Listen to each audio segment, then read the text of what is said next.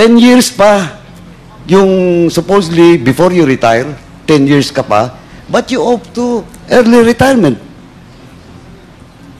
Tapos, wala pang 1 month, sabi mo nga, 15 days, bigla ka nag-PCSO. Tapos, itong tinanong ka kanya, sabi mo, are you close to the president, former president? Ang sagot mo, because of those promotions, sabi mo, is maybe, not maybe. Now, I will ask you, are you special and close to the president, former president? Yes or no na po? Walang personal. Yes or no na po? Kasi lahat-lahat eh. Ewan ko kung special ako. Oh, why can't you answer? Simple lang tanong ko. Are you close to the former president? Because that's why you've been given a juicy position where in fact, 1 month, wala pa nga, 15 days ka lang nag-retire, ng-PCSO, chairman ka na kagad. Sige nga. Yes or no? Why can't you answer? Oh, Mr. Chairman, since Because, Mr. Chair, Oh, why? What? I do not... I do not na naman. No, Mr. Chair. Oh, sige nga. Because you said, am I close or special to the President? Yeah, you're close to the president. Or special. Kasi, tanungin mo yung lahat mga classmates mo. Ako, mama, mga classmates mo, ikaw ang tumulong for their promotion during the time of President Duterte. Perhaps, Mr. Chair, I am special. Perhaps ka na naman.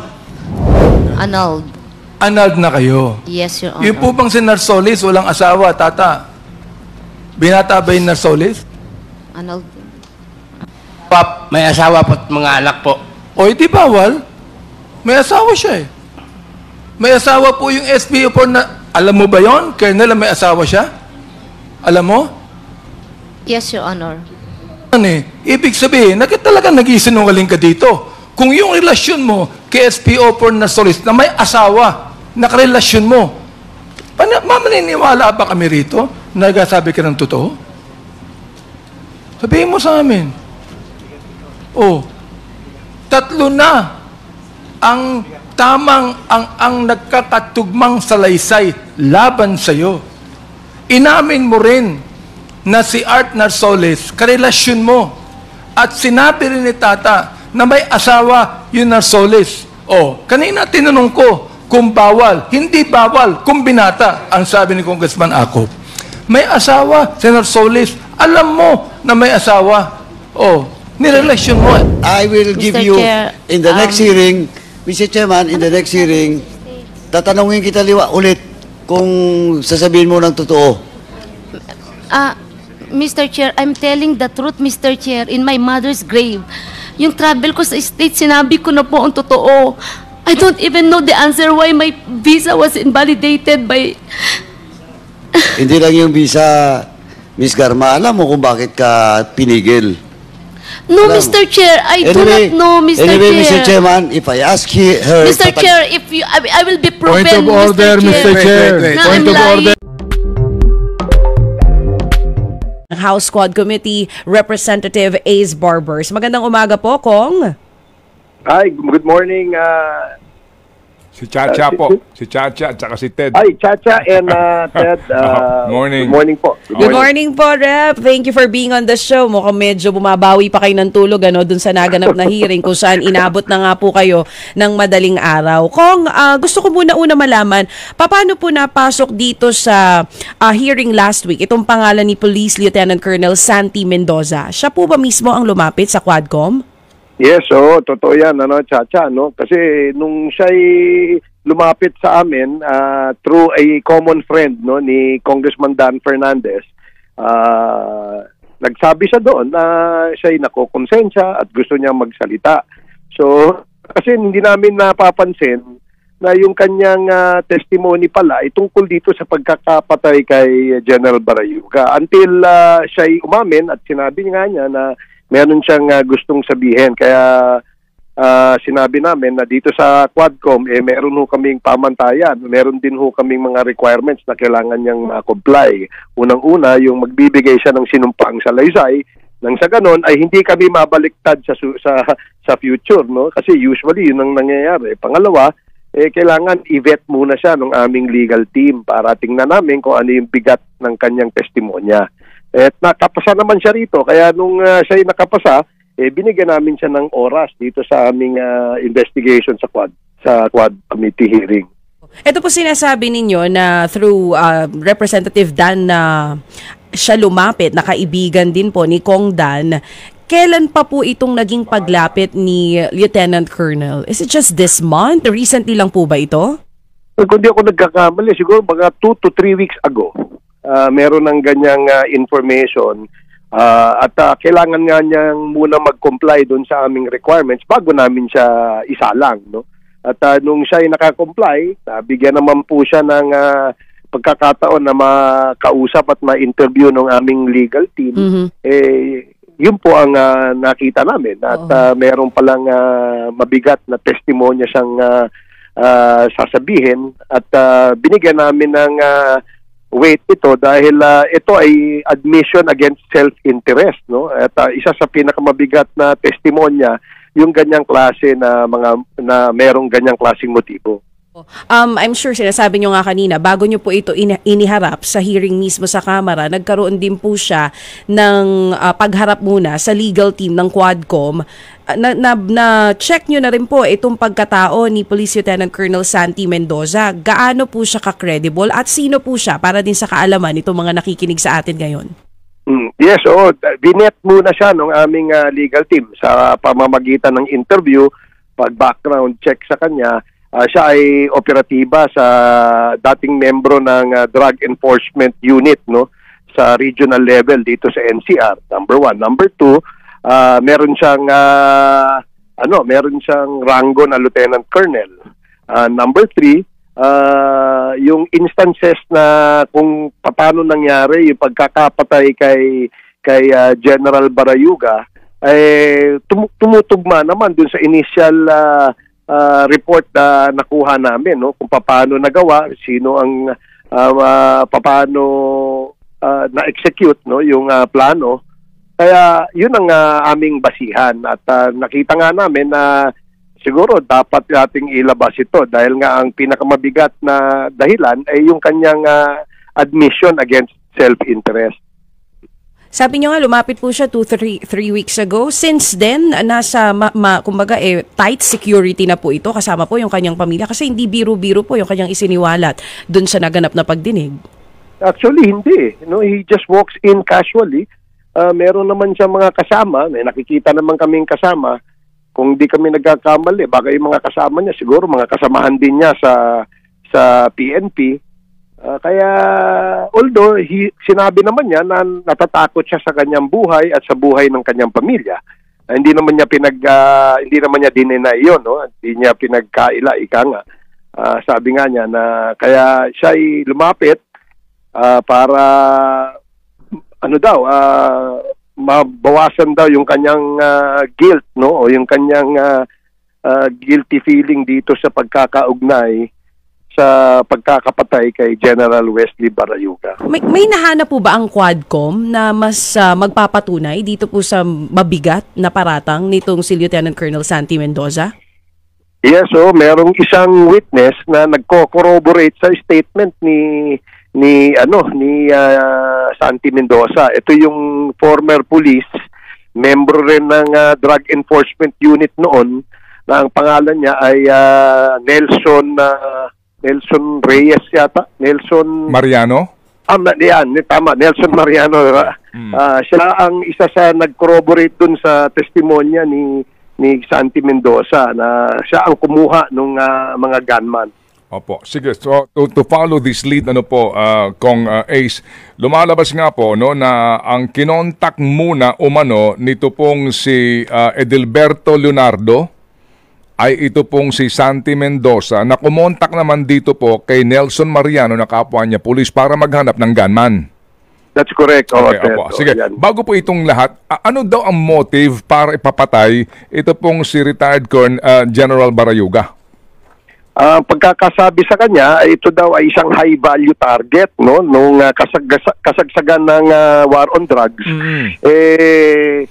Ito daw ay isa sa mga miyembro ng PNP na considered na involved sa usapin sa droga. Kaya nga na-consider siyang high-value target. Ito namang sila Colonel Mendoza, si Santi Mendoza, sinabi niya na he just followed orders from his upperclassmen, no?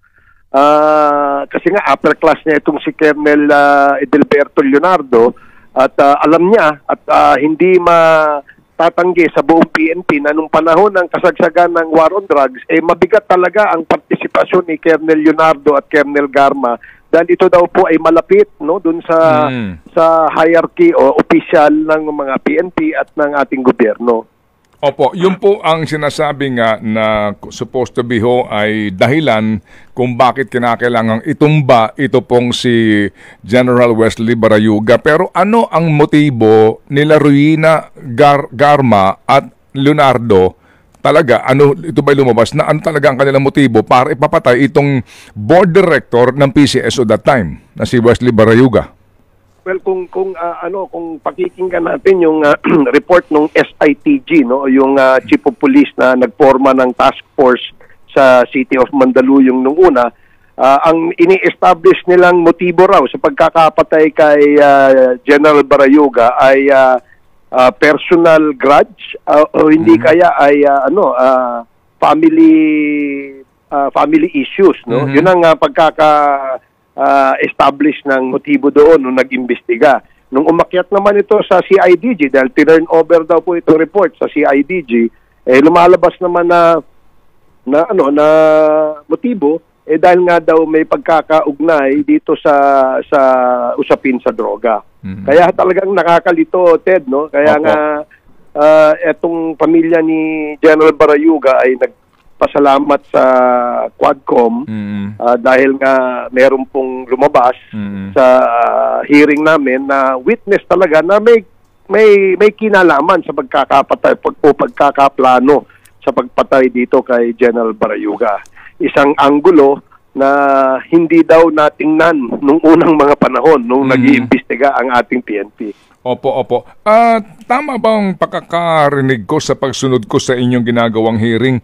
Ang motibo nitong sila Garma ay dahil sa sagabal itong si Barayuga sa mga gusto nilang gawin sa loob ng PCSO? Mukhang gano'n na lumalabas sa ngayon, Ted, no, na meron daw parang hindi pagkakaunawaan itong si Garma at saka itong si Barayuga bilang corporate secretary ng PCSO board. Lagi pong nagkokontrahan daw po, no? Isa yan sa mga anggulong ngayon tinitingnan. Opo. At yung kasing mga informasyon nga na ibinahagi nitong sila Santi Mendoza at saka itong sila Mariano na nung pinagpaplanuhan na po ang pagpatay dito kay Wesley Barayuga, ang informasyon mismo nang gagaling kay Garma na idinadaan dito po kay Mendoza o rekta ho ba ito? Kasi ang sinasabi po, para mabilis ma-identify ang sasakyan, mabilis ma-identify ang whereabouts kasi binigyan siya ng sasakyan, itong si Barayuga at driver ng PCSO. No? Opo.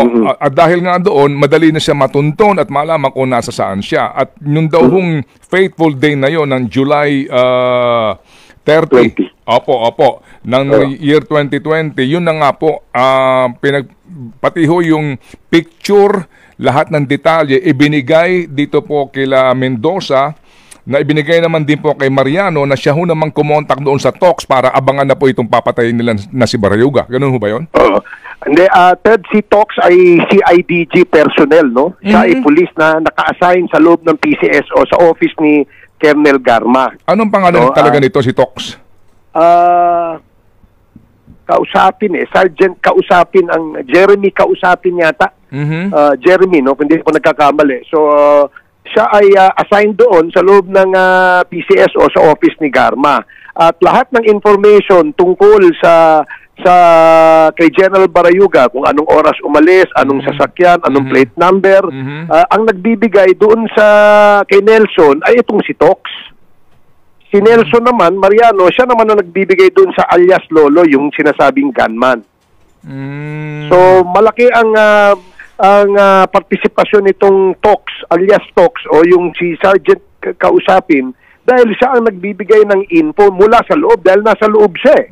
Alam niya kung nasa opisina pa si General Barayuga, alam niya kung anong oras umalis, alam niya kung anong sasakyan at ano yung plate number. Lahat po ng information na yan, nung lumabas si General Barayuga sa opisina sa PCSO, ay ibinigay doon kay Mariano, na siya naman nagpasa ng info doon kay alias Loloy.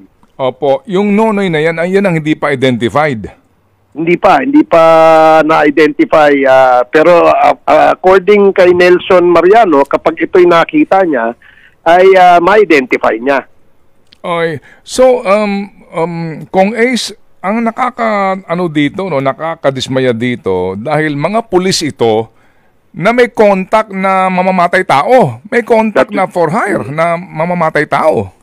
Yun ang nakakagulat talaga, Ted, no? At mukhang ganun lang kadali, no, para sa kanila kumontak ng mga sinasabing ang mga mamamatay tao. Kagaya nitong si Nelson Mariano, dati po siyang pulis, no? Siya ay na-discharge sa isang administrative case, no?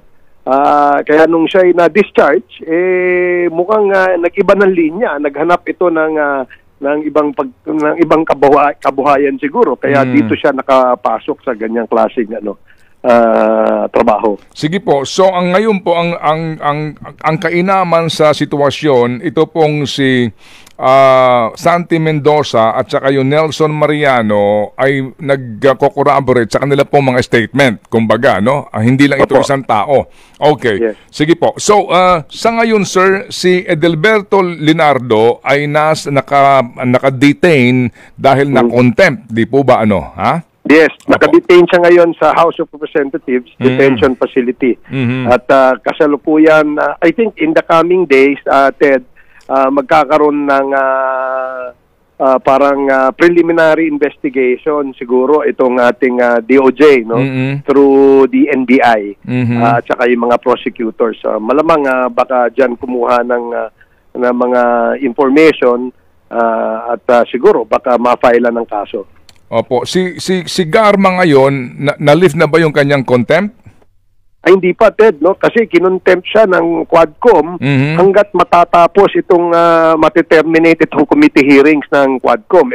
This will probably end by next year, no? Depende ito sa mga makakalap namin pang ibang impormasyon. Okay. So, bago ang ilang pangkatanungan ni Chacha, kung ang pangkalahatan kasi nito sa pakikinig ko po sa hearing na yung pong listahan, 'di ba, ng mga sinasabing sangkot, mga taong sangkot sa illegal na droga, 'di ba?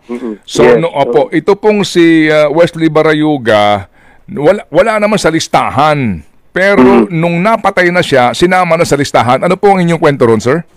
Yes, totoo. Kami nga nagulat din, Ted, no, na kasi yung initial report, wala naman pong partisipasyon si General Barayuga sa usapin sa droga. Pero nung na-assassinate na siya, nung gumawa ng report, naisama na siya. Kaya isa rin yan sa amin tinitingnan, Ted, no, kung bakit nagkaganon. Kasi ano ba itong listahan ng mga drug personalities? Ito ba'y gawa-gawa lamang? Ito ba'y may basihan? Kaya isa yan sa amin tinitingnan sa ngayon, Ted. Napakarami kasi niyan. Kung di kami nagkakamali, siguro mga 2 inches thick na libro yan o listahan yan. At tinitingnan po dyan, marami po ding nagaya si Mayor Jed Mabilo. Siya ho ay isinama doon sa report, no? Na napatunayan naman na wala naman palang pagkaka-involve itong si Mayor Jed Mabilo. So isa yan sa tinitingnan sa ngayon ng committee kung paano ba nagkakaroon ng pangalan ng isang tao diyan sa listahan. Opo. Malinaw na ho ba din kung sino ang gumagawa ng listahan at kapag ba nasa listahan, automatic papatayin ka na? Ted, meron na kaming idea pero yan ang siguro kung makakakalap pa kami ng ibang ebidensya at meron pong witness na magsasalita tungkol dyan. Siguro sa susunod naming hearing, kung matutuloy ito, siya magsasabi kung paano nangyari yung listahan. Opo, kailan po ang inyong next hearing po, Kong? Kasi filing na po by tomorrow at 1 linggo po ito mahigit. Ano pong inyong schedule? Siguro a week after nitong filing namin kasi naka-break po ang Congress hanggang November 4. Pero meron pong instruction si Speaker Romualdez na patuloy ang mga committee hearings kahit po naka-break ang Kongreso. Okay. Opo. Sige. Yes po. Kung dun sa mga napanood ko po sa hearing, may isang congressman din na nagtatanong dito kay Garma kung maayos ba yung kanilang ugnayan nitong napatay po na dating pulis at board member nga nitong PCSO noon. Ang sumagot siya, sinasabi niya, wala daw po silang alitan at kapag ka daw may board meeting, nagte-take notes lang naman daw po. Ito pong si Barayuga. Doon nga, kaya nga po nakakapagtaka na meron palang mga instances na kung saan meron pong argument at meron pong kontrahan sa policy na pinapasa nitong board between the board secretary at saka ito sa GM, si General Manager Garma. Si General Barayuga po kasi ay isang abogado. Kaya siya ho ay merong mga punto na sinasabi kapag sila po ay nagmi-meeting sa board na tungkol sa mga policies about Lotto, about STL, about ano po ba, peryahan ng bayan, etc. During the time, yung mga time na yon.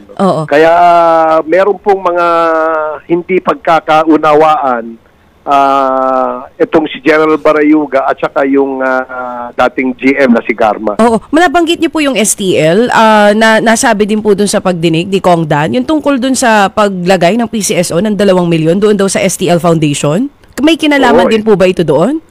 Marami kaming nasilip dyan sa PCSO na mga ginawa ng dating GM na kung saan ay merong punto sa sinasabi natin violation ng Republic Act 3019 o yung Anti-Graft and Corrupt Practices Act, Isa yan din sa aming mga magiging rekomendasyon sa aming committee report dahil mukhang naabuso yung sinasabing trust and confidence appointee. Kaya yun ang tinitingnan din namin. Oo. Sa susunod po ba na pagdinig, ipatatawag natin yung mga nasa board noon ng PCSO para lang mas tignan kung talagang nagkakaroon ng alitan yung dalawa pagka may mga board meeting sila? Yung isang in-interview doon na inimbitahan namin, si dating General Pinili, ay classmate po ito ni General Barayuga sa PMA. Okay. At according to him, siya po ang presidente nung board. During that time at wala naman siyang nasabi na merong hindi pagkakaunawaan, pero yung ibang mga witnesses ay merong sinasabi na merong mga policies na ginagawa na medyo minsan nagkukontrahan sila. Yun hong pagtatalaga ng Mandaluyong City Police Chief daw, may nagkaroon ng papel si Garma at saka si Leonardo. Kaya talagang sa pangkalahatan po na plano, ito, pinagplanuhan talaga, pati yung mag-iimbestiga sa lugar. Kasi ang sabi daw, dapat sa Mandaluyong nyo tirahin yan. Ganun po daw instruction? Well, kasi Ted, Chacha, itong si Colonel Grijaldo, yung dating Chief of Police dyan sa Mandaluyong, ay classmate ni Colonel Garma sa PNPA.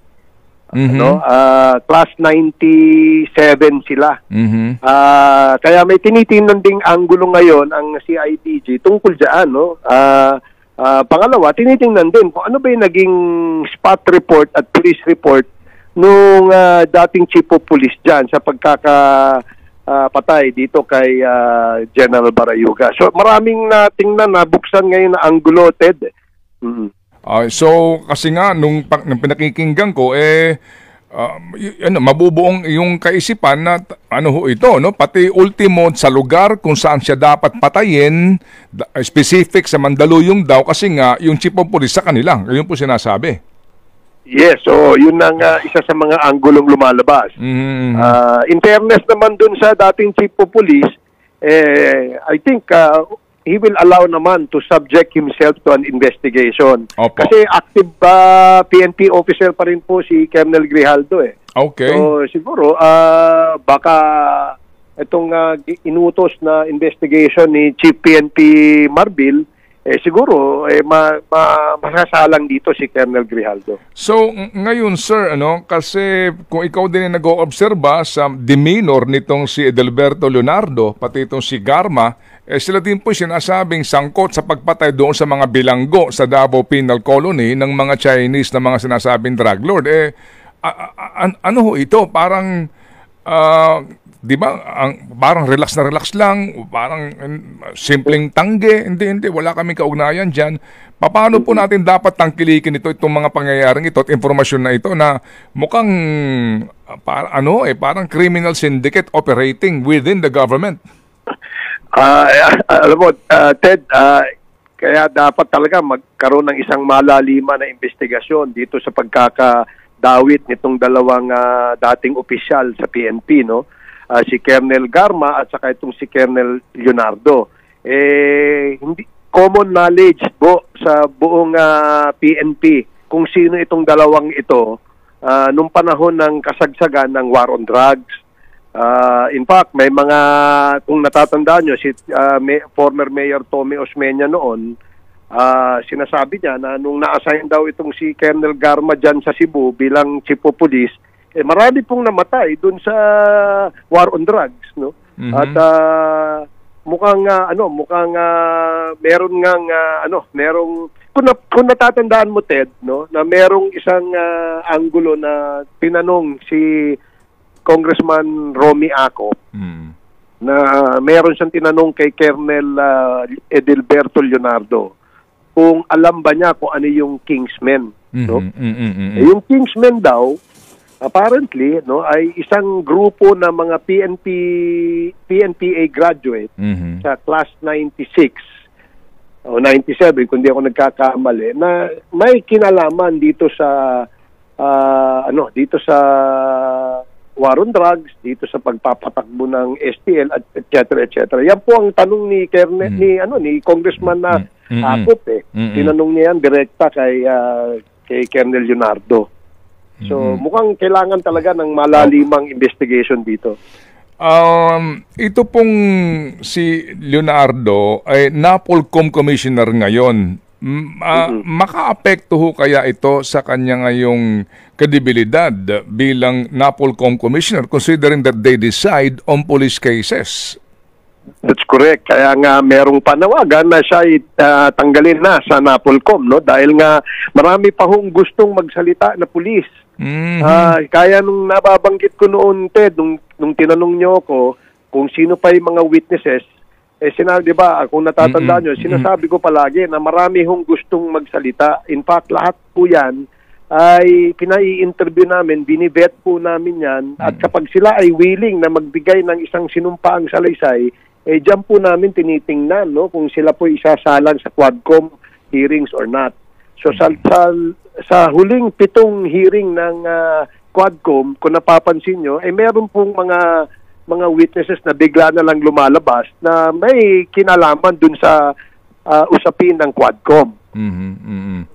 So marami pa, Ted, no? Marami pang binivet ngayon yung legal team, marami pang binivet yung aming Quadcom Secretariat para mapag-aralan kung sino pa yung marami pang gusto magsalita, mga active and retired PNP officers. Kong Ace, alam po naman namin na may hangganan lang din ang inyong investigasyon dito kasi unang-una magka-campaign period na at baka ho sa dami nitong mga pwede hong ninyong maging testigo hindi nyo na ho kayanin pa. May mga nagsasabi na baka kailangan din dito ng maka-wrap up kayo, magkaroon na kayo ng rekomendasyon at magkaroon ng truth commission na ito lang talaga ang focus at mapanagot ang dapat managot, lalo na po itong ibang mga pulis na involved dito para ho magkaroon ng katarungan doon po sa mga pinatay nang wala man lang pong kadahilan. Well, Ted, tama, no? Kasi isa yan sa magiging rekomendasyon namin, no? Kung sakasakali po na hindi namin matapos hanggang December siguro itong aming investigation, we will just recommend doon sa aming committee report na magkaroon ng isang komisyon na siya magpapatuloy ng mga investigation at ita-turn over ho namin lahat po ng hawak namin ng mga testimonya, affidavits at mga witnesses nang sa ganun mapagpatuloy nila yung na umpisa nitong Quadcom.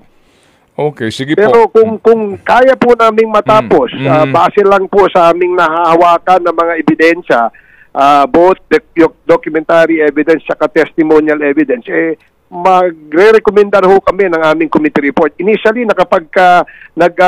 nagsabi na po kami kung ano po yung mga proposed legislation. We have 19 proposed legislation na gagawin namin.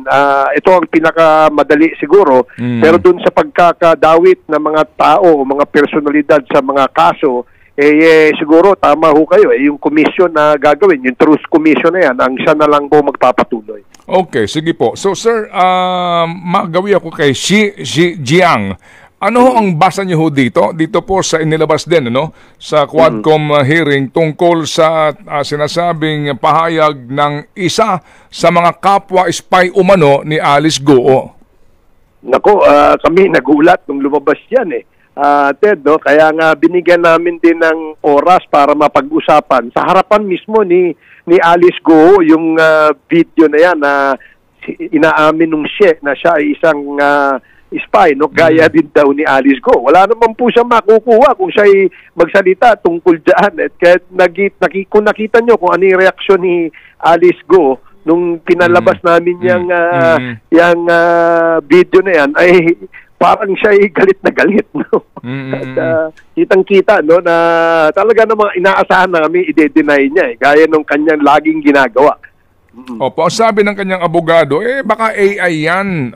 Artificial intelligence lang yung lumabas na yon na tao na nakapanayam. Bagamat ang DOJ po nagsabi na ito po yung kanilang iimbestigahan, susuriin, kayo po sa Quadcom, may balak ho ba kayo to although ito ho naman ay Al Jazeera Network, na isa rin po sa mga kinikilala po sa pangkalahatan, na news organization. Pero kayo sa Quadcom, meron ba kayong gagawin to really verify the authenticity of the person? Well, we will leave it up to the DICT at saka sa PNP to have it authenticated. Kasi sila naman po yung mga experts dyan. Kami naman ay maghihintay lamang ng report mula sa kanila. Okay, sige po. So, Kong Ace, ang inyo pong next hearing, wala pa po yung petsa ito? Siguro, tinitingnan namin yung week ng between 15 to the 20th. Diyan namin tinitingnan. Okay. Yung October 15 to the 20th, baka meron kaming hearing dyan. Opo. Sige po. And then, meron pa ho bang kaming aasahan pa na mga, habang kayo po'y naka-break, na mga development na maaari pong magpatibay pa sa mga teorya na inyo pong isinusulong sa 4 na komite?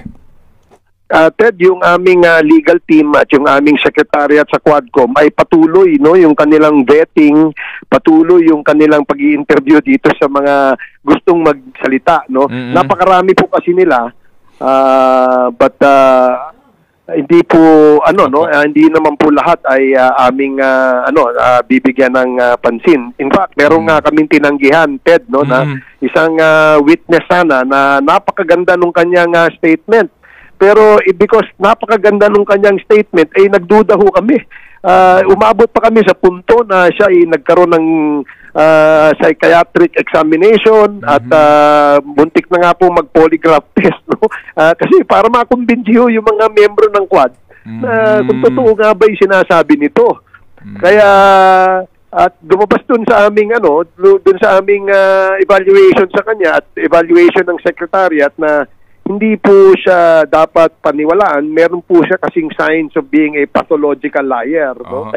Kaya diniscard po namin yan. Hindi po namin binigyan ng ng pansin. Ngayon, marami pa rin po na ini-interview, binivet nitong aming legal team. Opo. Kasi nga dapat din mag-ingat kasi pag kayo napasukan ng isa na dispalinghado, masisira ang kredibilidad, di ba? Kapag may isang lumabas diyan na na kumbaga patibong, madadamay ang buo ng kredibilidad po ng Quadcom. That is corrected. Kaya maingat po kami. Alam mo, kaya ho ini-interview talaga namin, no, na kailangan kasi very historic at saka unprecedented itong pag-create ni Speaker Romualdez ng isang Quadcom dahil napakahalaga nung usapin na tinatalakay nitong Quadcom na ito.